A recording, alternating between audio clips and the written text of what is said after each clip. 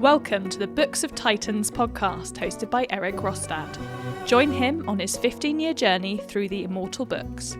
He'll share what he's learning, explore profound ideas across time and cultures, and share the one thing he always hopes to remember from each immortal book. Well, today I have a special episode where I'm going to give a preview of what I'll be reading in this upcoming year, 2026.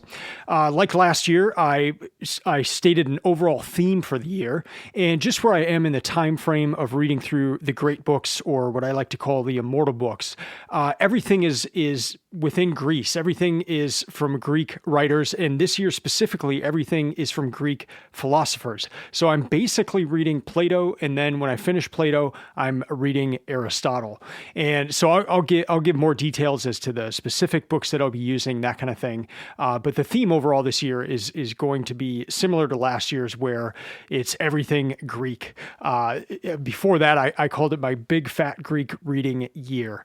Very similar again this year. So if you are new to the project, if you are unaware of Books of Titans, here's a very quick background to the reading project. In 2017, I just had a desire to read more books. And so I had come off from reading Tools of Titans by Tim Ferriss, and he would interview the world's top performers and ask them what their favorite book was or what their most gifted book was. And when I was reading through that book, I just started making a list of those books. And I thought, wow, it would be really cool to read these. These are some great recommendations. And so I made a list of 52 out of those over 100 books, and I randomized the order and just started reading them one at a time. And starting January 1st.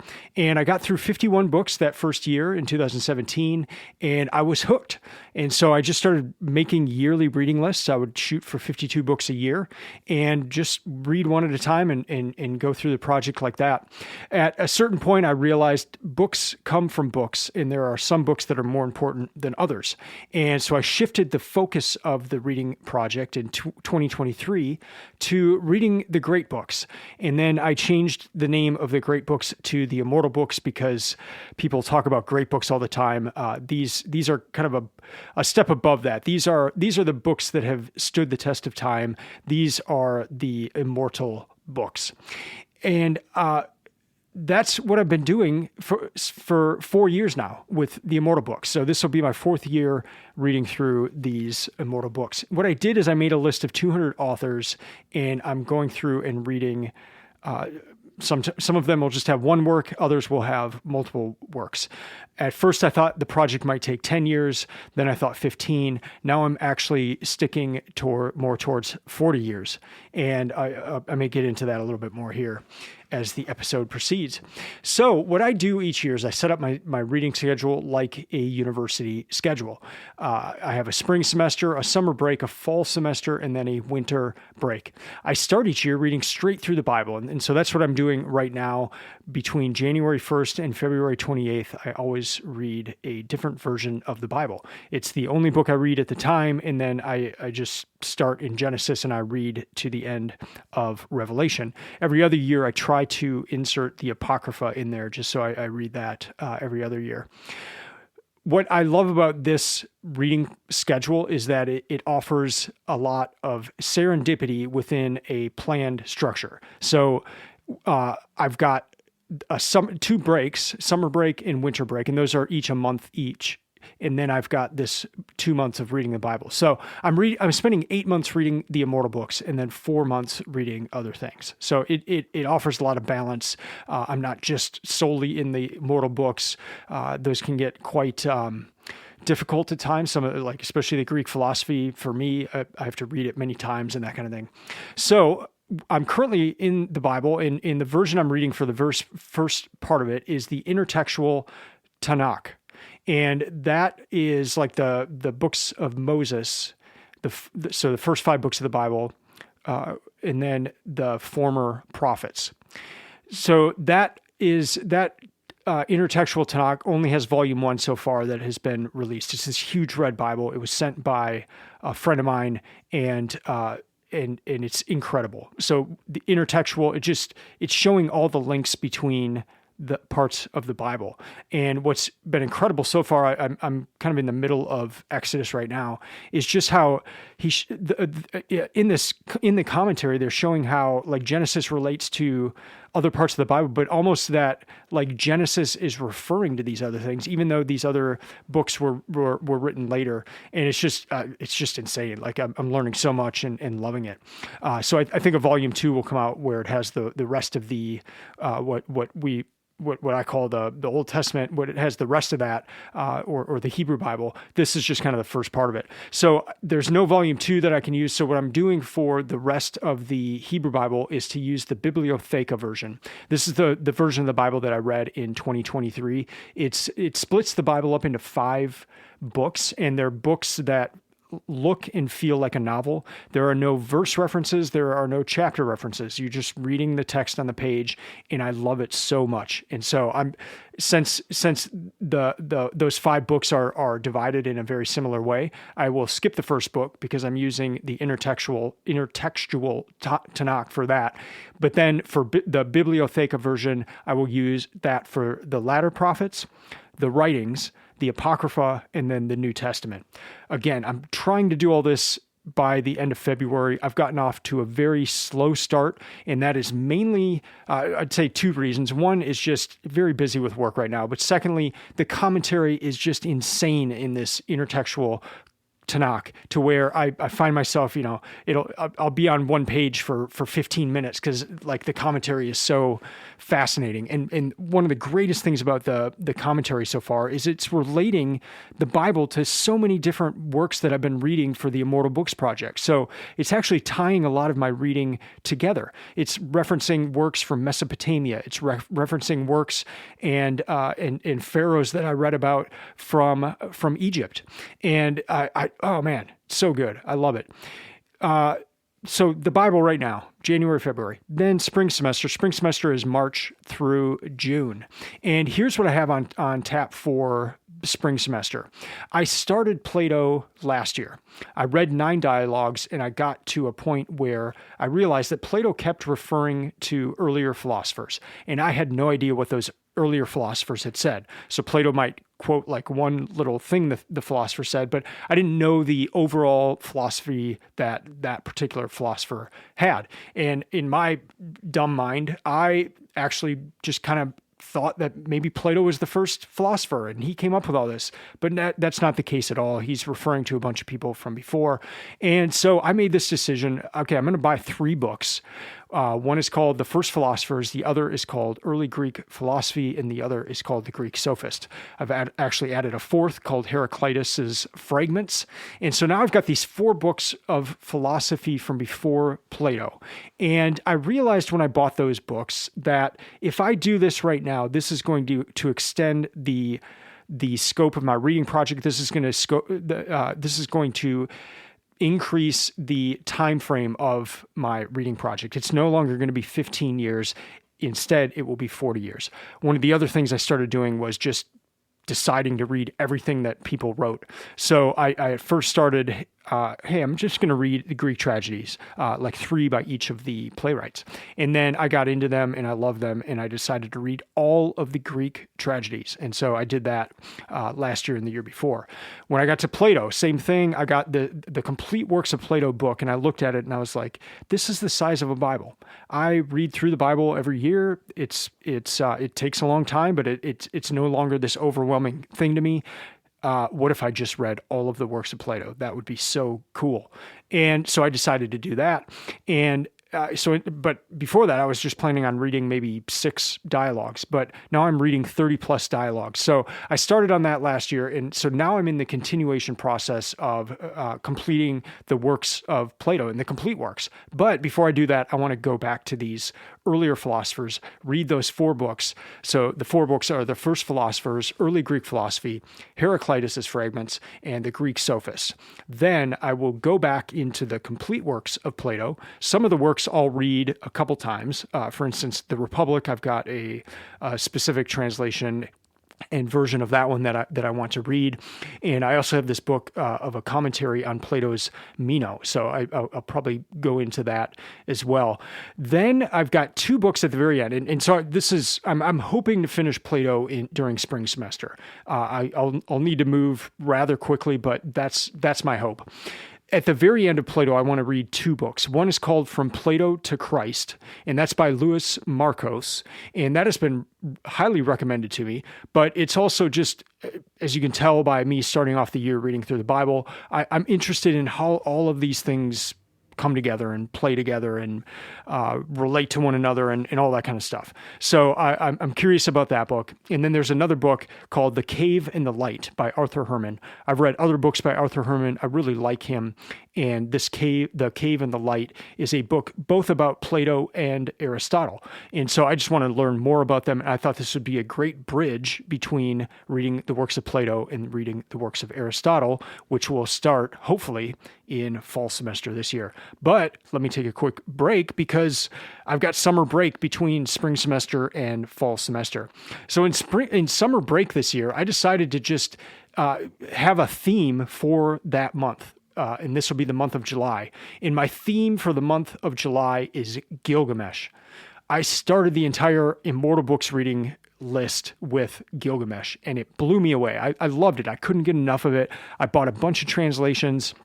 I was joining reading groups. I was doing all sorts of things. I loved it. And I couldn't believe something that old, probably 4,000 years old, was readable. Like, and it almost read like something that would be written as a story now or 200 years ago or something. It just blew my mind. And then when I started seeing connections between Gilgamesh and the Bible, oh man, it just blew my mind. And so I've been going down some rabbit trails with that. And then I just went on this insane buying spree of buying a bunch of books related to Gilgamesh just because I had this interest in Gilgamesh.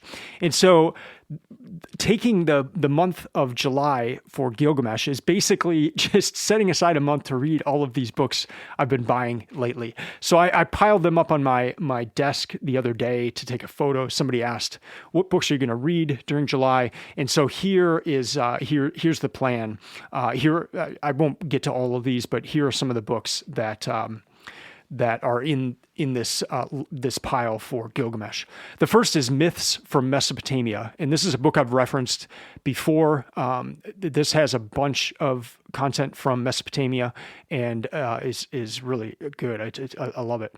But I've never read the Gilgamesh part in that one, and so just there are different translations, and it's kind of interesting to see what different people, how different translators translate the words. So Myths from Mesopotamia, I'll probably try to go through that whole book. That's an Oxford World's Classic book. And then I've got a translation by Danny P. Jackson of the Epic of Gilgamesh. May try to go through that. There's a couple Irving Finkel books, which I think are novels, or, well, I better not say that. I'm not sure. But one is called The Ark Before Noah, and then The First Ghosts. But somehow these are related to Gilgamesh. Then there's this book by Heidel called The Gilgamesh Epic in Old Testament Parallels. So the Gilgamesh Epic in Old Testament Parallels. I mean, you couldn't come up with a better title to interest me. So I can't wait to read that one. Then there's another Heidel book called The Babylon Genesis. Just for fun, I got another book by Irving Finkel and a guy named Jonathan Taylor, probably not from the TV show, called Cuneiform. And so I think this is just kind of the basics of cuneiform. It's rather small. It almost looks like a children's book type thing of the basics. Maybe it's got the cuneiform alphabet in there or something. I'm just kind of hoping to get a little background in that. There's this other translation by Sumaya Sharandan. I probably butchered that. But it's of the Epic of Gilgamesh. And I got that one. It's illustrated as well. And so I'll probably read that. Then there's this Robert Silverberg book called Gilgamesh the King. And so this is a fictional account of Gilgamesh, and I'm sure that he took a lot of liberties, but I thought it'd just be kind of fun to read that. So those are options that I have for the summer. If you know of any other Gilgamesh-related books that you think I would enjoy, please let me know in the comments of this episode. But that's kind of what I'm thinking so far. So after summer break, I will go into fall semester, and my hope, as I mentioned earlier, is to be completed with Plato by that point, to where I then go into Aristotle. Aristotle is going to take me a long time.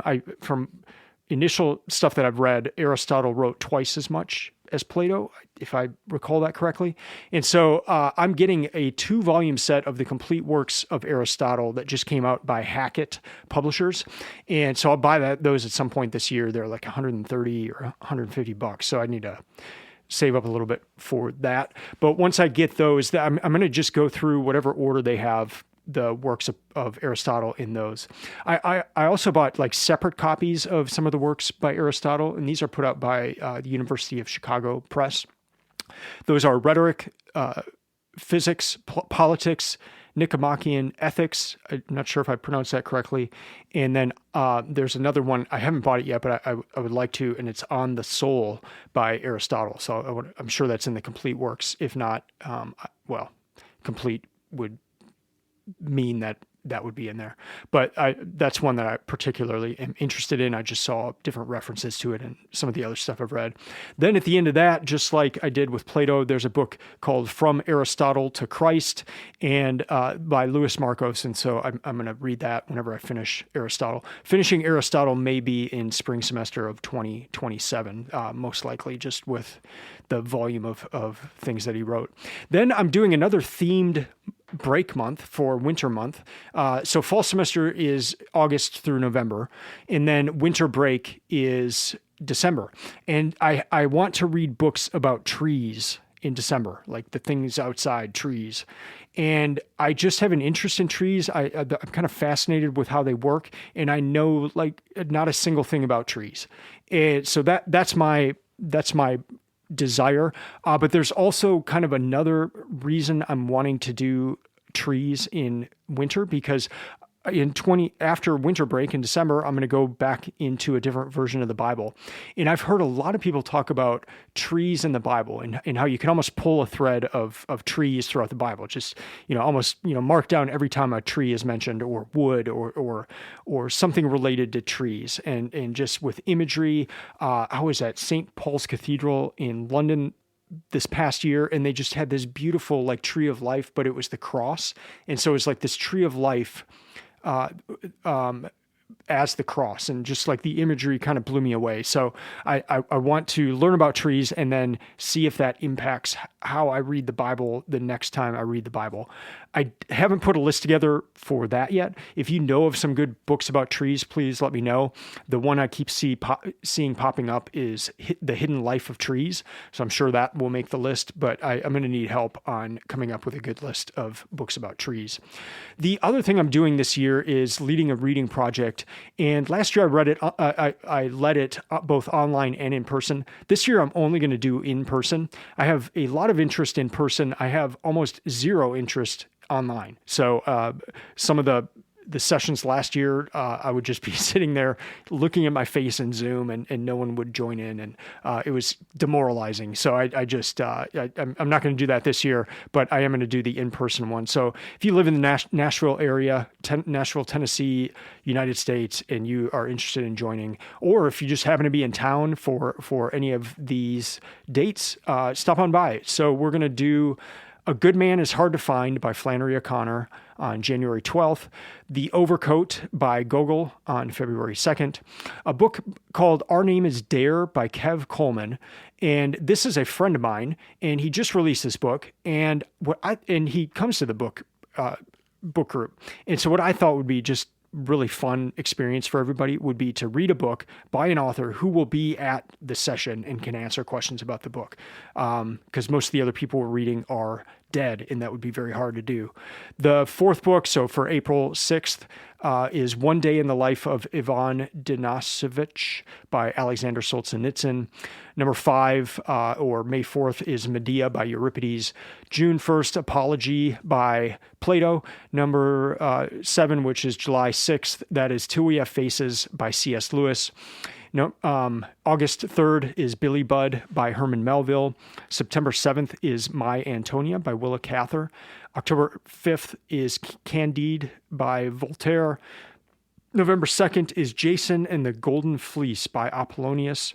And December 7th is The Nutcracker and the Mouse King by E.T.A. Hoffman. So I'll be reading those 12 books as well. Again, they're short, great books, so those usually take between 2 and 5 hours to read. So I just kind of slip those in with, between the semester system I have set up there. I like to highlight kind of some categories or just...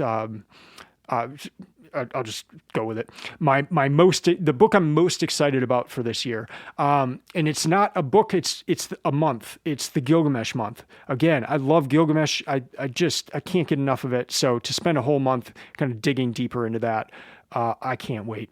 Most curious. What book am I most curious about? Nicomachean Ethics. Sorry if I butchered that, but I don't know. I've heard references to it. The work by Aristotle, and I don't know what's in it, but I can't wait to find out.